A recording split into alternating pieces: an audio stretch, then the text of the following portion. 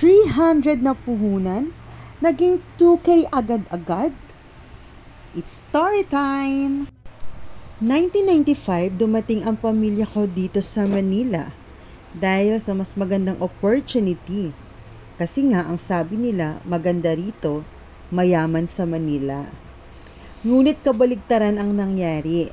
Nagsimulang mag-business ang mama at papa namin ng sibuyas, pero nalugi.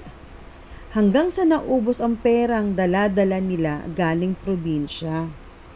Halos kaming lahat nagkasakit. Minsan late na kaming nakakakain nun dahil nagsa-sidecar pa ang papa namin. Hindi kami nakakain ng maayos. Minsan nga, buong araw, puro lugaw lang kami. Nagpray ang mama ko kung ano ang pwede naming hanap buhay.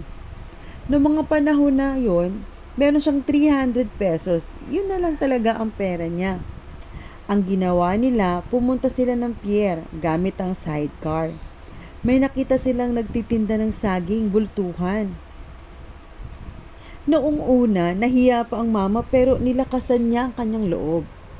Mailang kain ng saging yon, pinapa-take all na lang, kaya lang kulang ang kanyang pera para kunin ang lahat.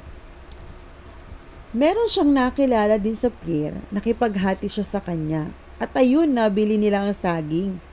Agad-agad silang pumunta sa Divisoria para ibenta ang 3 kaing ng saging na nabili. Puro magaganda ang saging. Sobrang na-amaze ang mama dahil pinag-umpukan sila ng mga tao. Sobrang bili ng saging nila.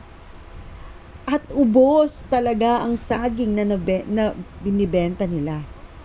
Ang 300 na puhunan ay naging 2,000 ang naging kita. Tuwang-tuwa ang mama at papa dahil may pambili na kami ng pagkain. Yun ang simula ng negosyo ng pamilya. Hindi po iyon dahil sa magaling sila, yun ay dahil sa pagkilos ng Panginoon, sa grasya ng Panginoon, sa favor ng Lord. So God bless you all. Thanks for watching.